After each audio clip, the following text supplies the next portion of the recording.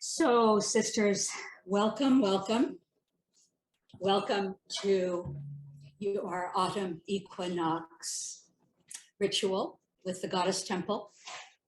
It is autumn, and this is the time to bring in, come here. This is the time to bring in our harvest, the fruits of our labors of the year. Of course, most of us are no longer farmers, so we don't literally gather in a physical harvest of fruits and grains and vegetables. But this is the time of year that goddess women turn to the lessons of Mother Nature for the season and the opportunities for reflection and growth that she provides. We consider what we have sown and how it has come to fruition or not. As I say, some harvests are bitter and some are sweet. And most women perhaps experience a bit of both in different areas of your life. In this season's holy day ritual of Autumn Equinox, we shall consider our Queen's harvest, because this is the season of the Queen. We'll think about the areas of health, relationship, money, work, lifestyle, spirituality. Money and work are separate because they don't necessarily always have to go together. And you should separate them in your mind so that you don't have to work so hard for every dollar you get. If you think of work, career, and money all together, then you will always have to work hard for every dollar you get. But there are other ways of magnetizing money. And so separate that idea. And I see Sarah is over there going, okay, interesting. Is that an idea you would want to consider? Yes. Yeah, because maybe we could just have passive income flowing in, and our work maybe wouldn't make us anything. My work hasn't really made me very much in the temple. Fortunately, income came in different ways. And so I didn't have to take a salary from the Goddess Temple for all those years. So separate work and money and career. So this evening we shall support each other for the aspects that might be bitter. We shall celebrate together the aspects that feel abundant and full of reward. And allow yourself to ground, sisters. Allow yourself to really settle, your feet on the ground. Feel you are held by Mother Earth. Feel that you are sitting in her lap and the gravity is her lap holding you. But what does this season mean, sisters? In our culture of the four powers of woman, spring is the maiden, summer is the mother, autumn is the queen, and winter is the wise woman. So for us, look at this evil Debbie just sleeping so peacefully. So for us and for farmers, the autumn is usually the time of harvest. And harvest comes from an old, very old English word, maybe an old Saxon word, harvest, which means two things. It means autumn, or it means to gather, to pluck, or to pick. That's what you did in autumn. You gathered in the grain, you plucked the fruit from the orchards, you picked things. So harvest means reaping the benefit of the fruits of your labors. It means taking the good from your hard work for yourself. You did the work and you deserve some benefit. Now, sure, others can benefit too, but you first. You must take the fruits of your own work first. And a lot of women don't. So we talk often about the Queen teachings, about the mother aspect of woman, the giver, the creatrix, the birther, the nurturer, and how without the queen powers to balance her, she can easily fall into the imbalance of the overgiving mother.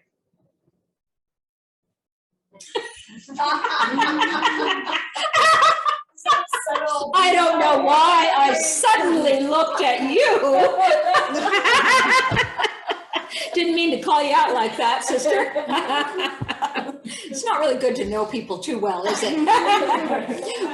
When this happens, and I include myself, I've had a serious overgiving mother issue, my very own darn self, as Elvira used to say. When this happens, the woman forgets her queenly powers. And her queenly powers are meant to always be in place to protect and save the mother from overwork.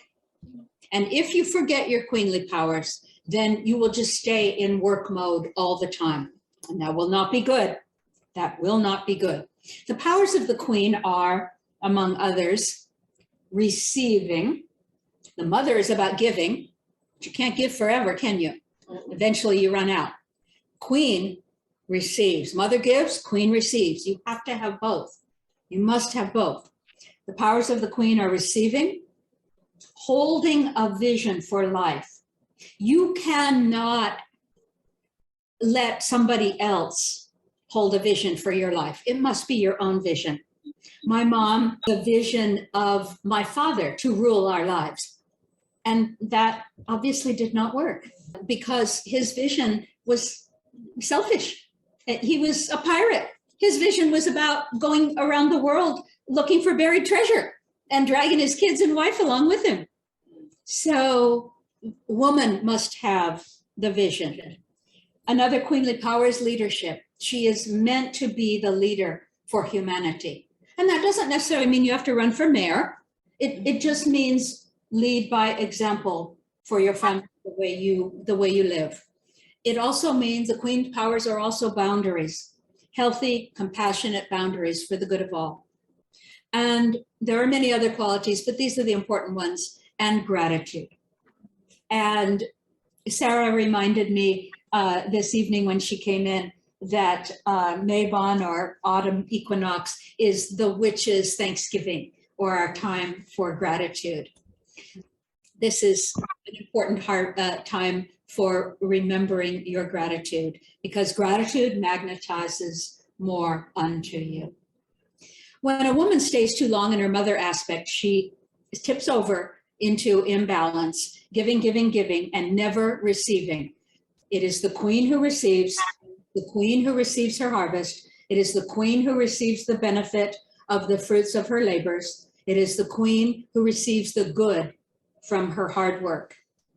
Many women give the fruits of their labors away, some of them literally all their lives, never taking any for themselves, never nourishing themselves fully. So autumn is the time of the queen, the time of harvest. And this is a good time to look at the question, are we receiving our full and sweet harvest, the benefit of the fruits of our labors? Are we accessing our internal queen powers of receiving? If you are struggling in life, if you are not having a joyful time in life, it may very well be that you have not fully claimed your sweet harvest. And this is the season to take a look at that very closely. A woman who is 65 and still working hard at a job that she hates so that she can support her 40-year-old ne'er-do-well son who is living in her basement and sucking off her,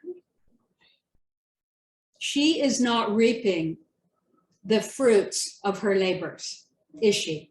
She's continuing in the overgiving mother aspect. A woman who has worked hard all her life, but whose husband decides to spend their money on a new boat when they need retirement savings, she is not reaping the fruits of her labor. She is giving to him the power of the vision, and she has no secure future. A woman who takes care of her elderly mother for years on end and never takes a vacation, never takes a rest. And, you know, probably the other siblings are not helping at all. They're leaving. How many times have we seen this? One woman in the family, one of the sisters takes over and everybody's going, yeah, okay, great, let her do it. And they all, you know, scatter to the four winds. You never see them. And she's the one, year after year after year, who takes care of the elderly mother without vacation, without rest. She is not reaping the fruits of her labor. She has not held proper boundaries on those in her life. A woman who has worked all her life, and this was possibly the road I was headed down as an activist many years ago. But I saved myself because I got in touch with my queen.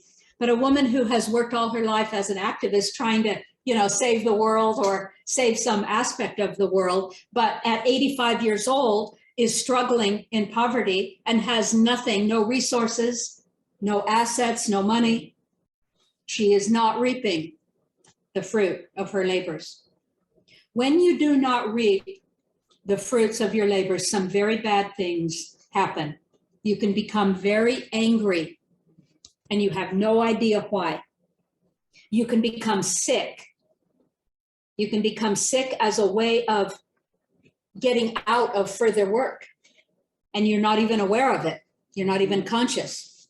It's a way to stop overgiving. But there are better ways, sister. There are better ways to stop overgiving. You don't have to get sick to take a rest, to take a vacation. You just have to get some good queen boundaries.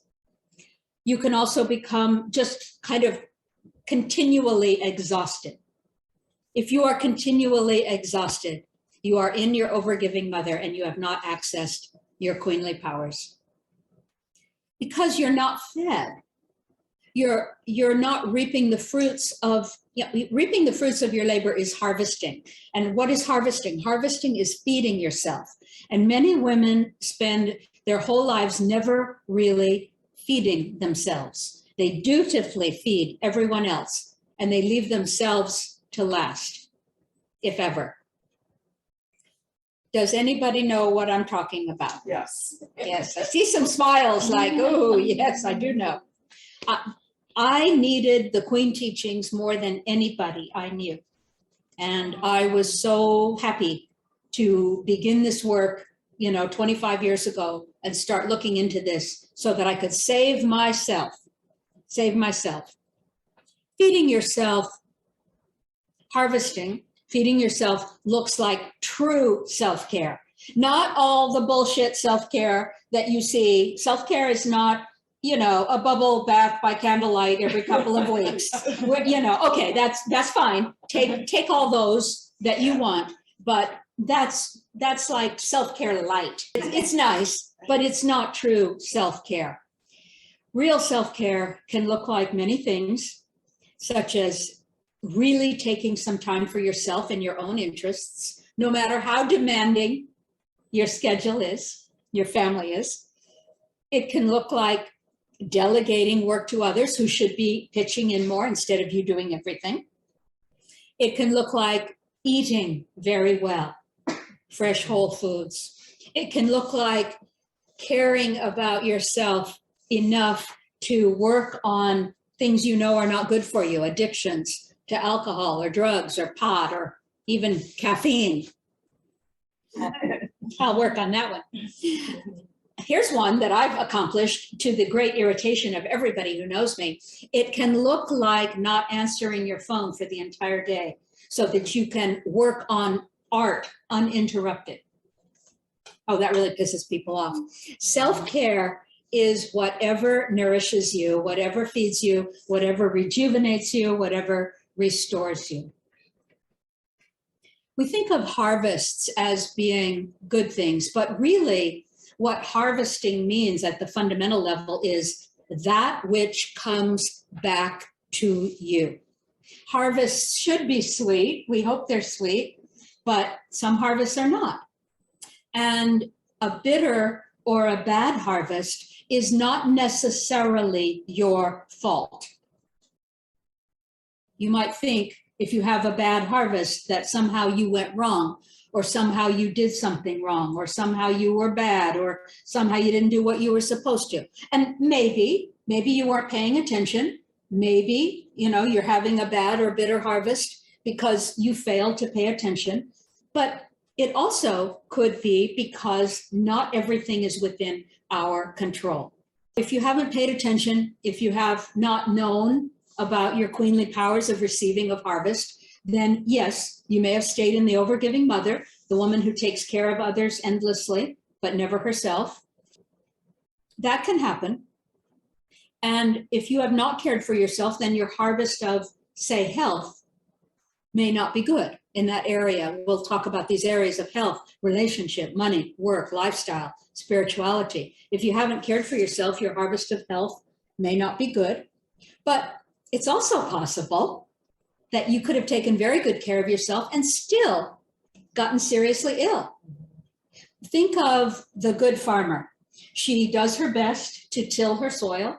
She does her best to plant good seed and take good care of her crops as they're growing. She can do all that, and yet it is possible that Mother Nature will come along and destroy everything she's done by fire or flood or a tornado or a drought. That is not her fault. She worked in good faith. She put in the effort, but she has no good harvest, and it's not her fault. My dearest friend, Marcy, dearest friend for 25 years, was a complete health nut. I mean, that woman never ate a French fry. She never drank a Coke. And she was in the gym every morning for 2 hours at 4 o'clock in the morning. She took amazing care of her physical body. And yet still, she died at 52 of liver cancer. Oh, no. Not a great harvest for her, it would seem. Her last 6 months were in great pain. So it would seem that was not a good harvest. Was that her fault? I do not think so. I think health is a very complex thing, and there are many factors. There's karma. There's many, many things that go into health. And so you may not have a good harvest, and it may be not absolutely not your fault in any way. Relationships. If you've done a lot of personal work, if you've learned about yourself, if you've tried hard to deal with your ego, your harvest of relationships should be good at this point. You should be enjoying the love and support of your family, of your friends, of your community. But it doesn't always work out that way. People can surprise us. We can fail to see red flags because nobody told us about that. It really wasn't entirely our fault. We can do our very best, but not all relationships are forever. Not all relationships are long lasting. Not all relationships are joyful. Sometimes they end and end badly.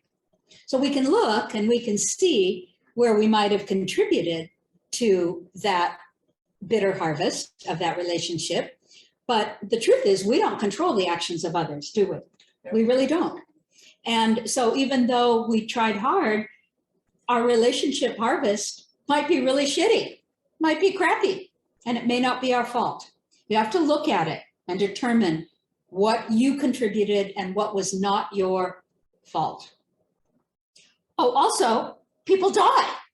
You have no control over that. You can, like my friend Vajra, she put a lot of effort and work and goodness into her relationship of 20 years. And she had a plan, and Wolf had a plan to have a late life harvest of beauty and love and companionship. And then what happened? He suddenly died before a surgery that was supposed to make him well and give him another 20 years of life. He just died suddenly. It seems like her harvest is ruined. And it's very hard to have a bitter harvest. Our expectations can be dashed, and it's not our fault. It's the same with money. You could save and you can invest wisely all your life, and the market still could crash and take everything. It happened to many people in 2008. They did their very best. They invested wisely. They did everything right, and still everything fell apart. So not every event in your life is within your control. We can plan as well as we can for a good harvest, and then we just have to deal calmly with whatever comes. So we look at all the areas of our life, health and love and relationship and money and work and lifestyle. And before the meeting began, I was sharing with the women that you should separate work and career and money, because if you keep them all tied together in your mind, then you have to work for every dollar that you get. And that's not necessarily true. Money can flow in other ways without you working for it. So decouple work, career, and relation and money, because it's not good to have them all balled up. That means you'll work really hard all your life.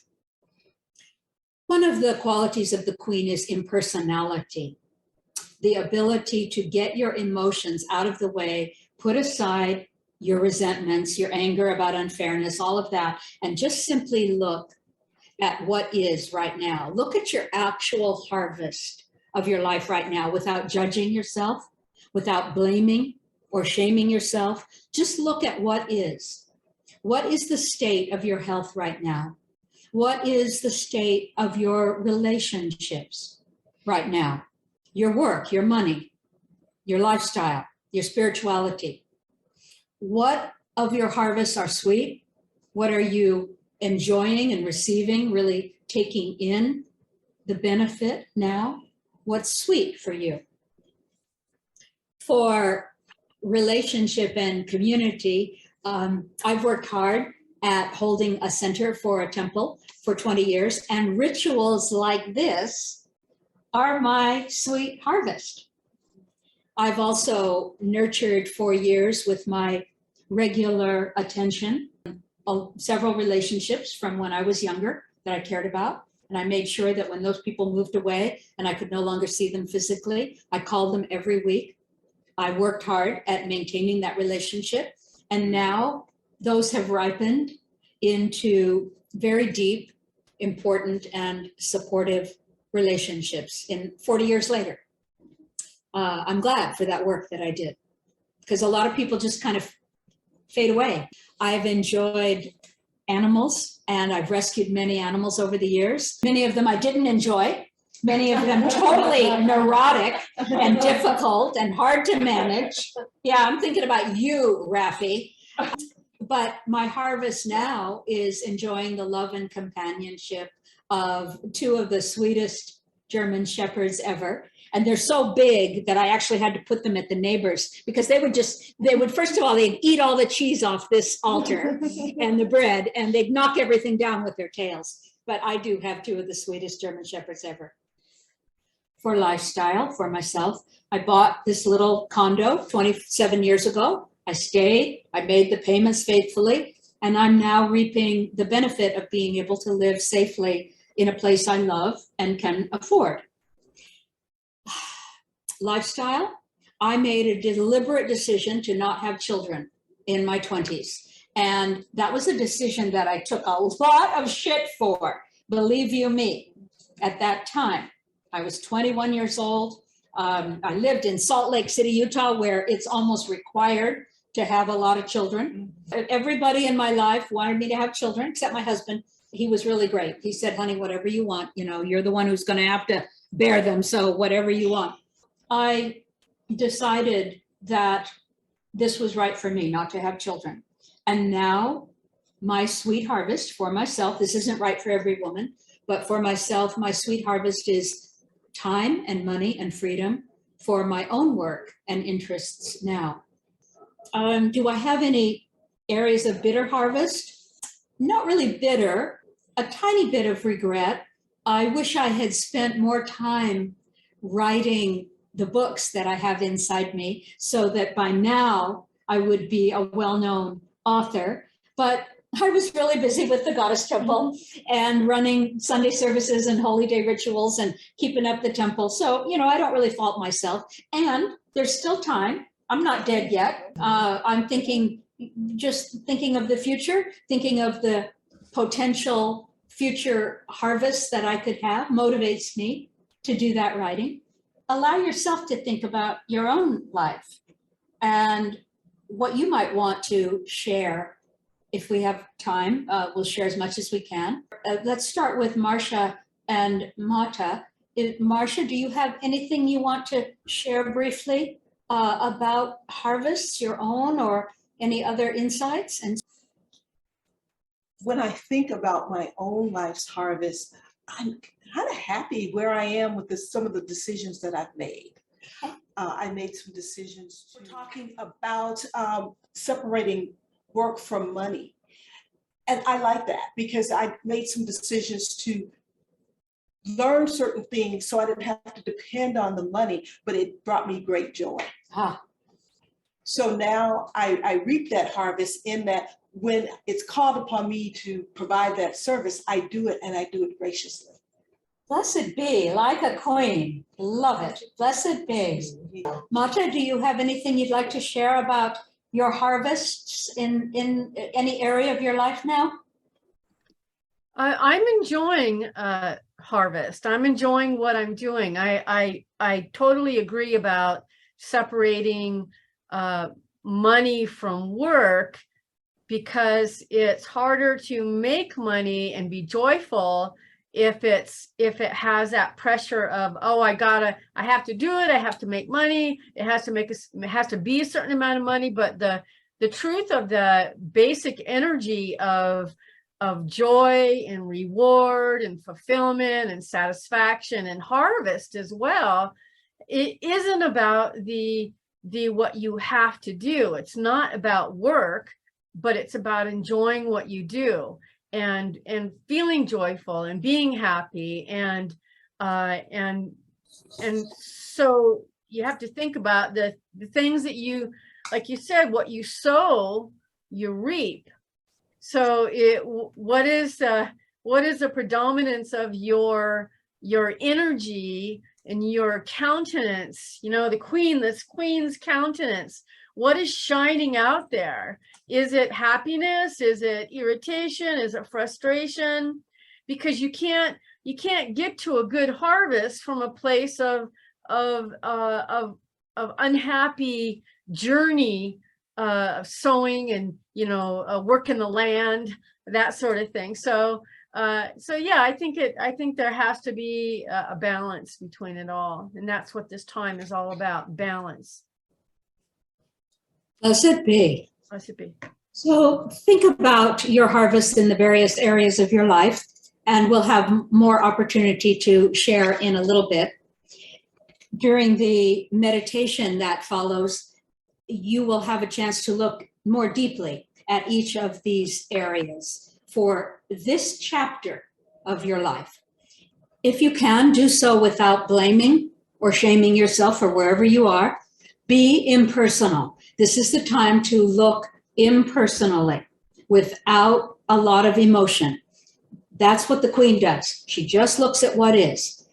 For the areas that you aren't happy with, just look impersonally. How might you have a better harvest next year? What harvest do you want in the future for each of these areas of your life? And what kind of work? Because every harvest requires some work. So what kind of work do you plan to do? What do you plan to focus your energy on in order to bring that harvest in next year or whenever? Next year is kind of a metaphor. So from now on, it might be great to commit to receiving your harvest for your work. Commit to nurturing yourself and your life. Commit to reaping the fruits of your own labor. Commit to being queen of your realm. Commit to your, not anybody else's, your satisfaction with your life now and in the future. Blessed be. And this concludes the seasonal message portion of our Holy Day ritual of Autumn Equinox for women.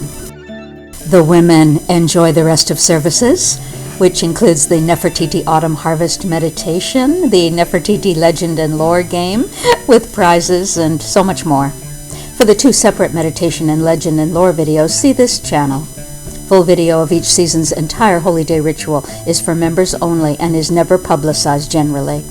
Become a member to receive the full benefit of all this circle offers women. Thank you, priestesses. Blessed be.